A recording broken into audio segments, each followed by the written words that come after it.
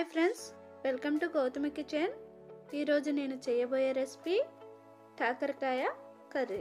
కావాల్సినవి తయారీ విధానం ఒకసారి చూద్దాం ఫ్రెండ్స్. ముందుగా స్టవ్ వెలిగించుకొని కొన్ని వాటర్, పసుపు, సాల్ట్, ముందుగా కట్ చేసుకున్న కాకరకాయ ముక్కల్ని వేసుకొని మనం ఉడికించుకుందాం.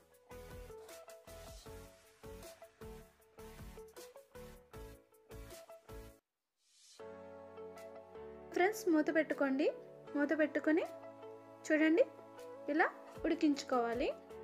ఇలా ఉడికించుకొని వాటర్ లేకుండా కాకరకాయ ముక్కల్ని వేరే బౌల్లోకి తీసేసుకోండి.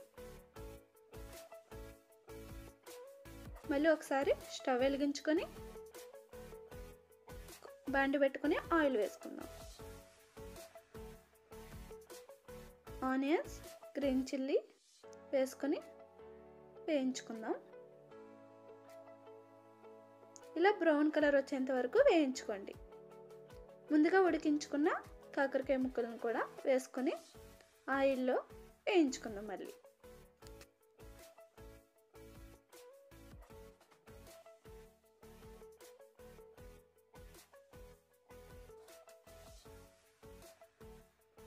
ఒకసారి ఆయిల్లో కూడా వేయించుకోండి. ఒకసారి మూత పెట్టుకుందాం. చూడండి, ఇలా ఆయిల్లో కూడా వేయించుకొని కారం, అల్లం వెల్లుల్లి పేస్ట్, కొన్ని వాటర్ వేసుకొని ఒకసారి కలుపుకుందాం.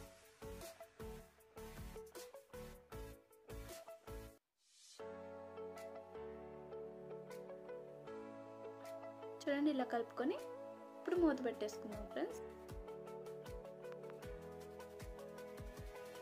ఓకే ఫ్రెండ్స్, మనకి చూడండి, ఇలా మనం రౌండ్గా కట్ చేసుకున్న ముక్కలు కాస్త చిన్న చిన్న పీసెస్ కింద కటింగ్ అయిపోతాయి. ఇప్పుడు మనం చేదు పోవడానికి కొంచెం బెల్లం యాడ్ చేసుకుందాం. ఈ బెల్లం యాడ్ చేసుకుంటేనే మనకి టేస్ట్ బాగుంటుంది. ఓకే ఫ్రెండ్స్, మళ్ళీ ఒకసారి మూత పెట్టుకుందాం. ఓకే ఫ్రెండ్స్, మనకి కాకరకాయ కర్రీ రెడీ. అస్సలు తినని వాళ్ళు కూడా ఒకసారి తింటే మళ్ళీ మళ్ళీ తినాలనిపిస్తుంది ఫ్రెండ్స్. ఒకసారి ట్రై చేయండి.